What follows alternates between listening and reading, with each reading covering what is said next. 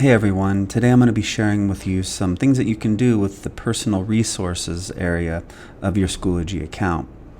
So for most of us, what we know about our resources is that's where we save all the stuff from our courses. So if I go to a course, I click on the drop down for options, you have the ability here to save everything that you've built in the Schoology course to your personal resources. So that's what most people use your resources for, which I always encourage teachers to do, because that way when you spend a whole year building things, you can save that. And then year after year, you just push what you've built out to your Schoology courses once they're generated through Teams. But there's actually a lot more you can do within your Schoology resource. So I'm going to go ahead and navigate right here to resources. And I'm going to take you through a little bit of this page and what the different parts do, just so you have a better understanding of the different options you have within your personal resources. Right now I'm still in the personal area here, and by default your first collection is called home. And so that's where all the stuff is going to go when you start saving things to your personal resources. Over here for my home collection, I have all the folders that I've been using over the years to just build and create things in my Schoology courses, and then I'll house them here. You do have this option, the drop-down Add Resources. It's going to look very similar to the Add Materials drop-down that you have in your course. There's a couple of different things here though. You can add an item bank, which is a great way to build your assessments. So you're building individual questions and keeping them in a bank, and so you have access to them, each one individually, each one of those questions, when you decide to build an assessment in a course. And that way you're not stuck to the same 10 questions every time you want to use an assessment. And so it's a cool feature to use. You can also build some badges in here as well, and that way you can use those with any course and edit them pretty easily here. Those are the main differences there. This option feature allows you to reorder your folders or the different materials you have here, and that's convenient because then you can pull the ones that you maybe need more access to the top. And so you just click to reorder, then you can click and drag these, change the order, and then submit, and it'll rearrange that order based on what you left it in. That's just the basic features here. You also have the ability to create more collections. You can see here I have another collection that I created trying to back up another teacher's Schoology course information. But you can create as many collections as you want. Just click on that Add Creation or Add Collection, and then select Create.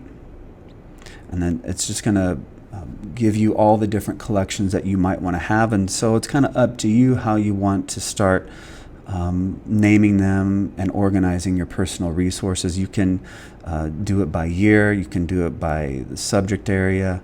There's a lot of different ways that you can sort and build your resources within your personal resources in Schoology. Once you create these collections, you also have the ability to share those, and that way other people on your campus and your department have access to things that maybe you've created, so that they can use those as well. Underneath your home is learning objectives. So what I like about learning objectives is that it can save you a couple of clicks when you're trying to align different standards to the assessments or the assignments or the different things that you create within your Schoology class that can be graded. And so here, if I click Add, you can always organize them by folder, right? So your folders can be by 9 weeks.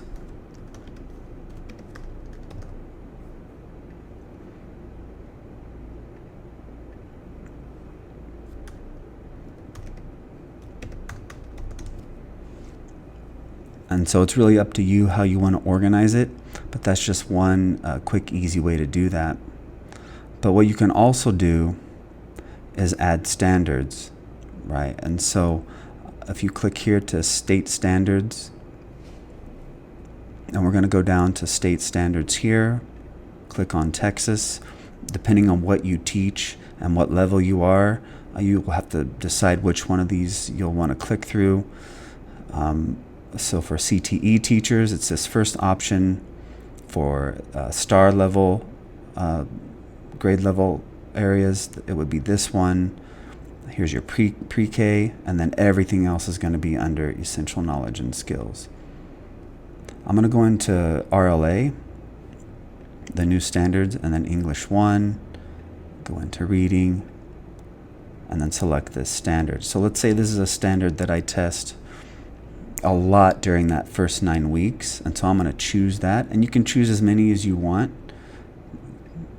I'm going to choose all 3 of those and add that learning objective, all 3 of them, to this folder for my first 9 weeks. And so now I have access with just a couple of clicks to add those learning objectives to my whatever I'm creating, assessment, assignment, whatever it might be. So let me show you what that could look like. Let's say I have this assignment here and I want to go in and add and align standards to it. I already have some here, but let me show you. If I click on it, now my first option is custom learning objectives, which is what I just created in my personal resource. So when I click there and then click my personal resource, you can see I have the folders I just created, and in that first 9 weeks are the 3 standards that I added to that. And so it saves me having to dig through all the state standards and all of that trying to find it. Now I know what standards I'm going to be assessing in this particular 9 weeks or this unit, however you want to set it up. And so that makes it a lot easier to add that learning objective to this particular assignment. It's going to look very similar when you go to an assessment, right? For each question, you're going to go down to the align or learning objectives, and it's going to look the same. You click custom learning objective. It's in the personal folder. You choose the 9 weeks or whatever folder, however you're organizing it, and then you choose the ones that you want to confirm and add. So you can see it added those 2 standards. You just click save, and then those standards are going to be tested or assessed, and that way you get some data on those particular standards on how your students are working towards mastery. And so that's all from this learning objective.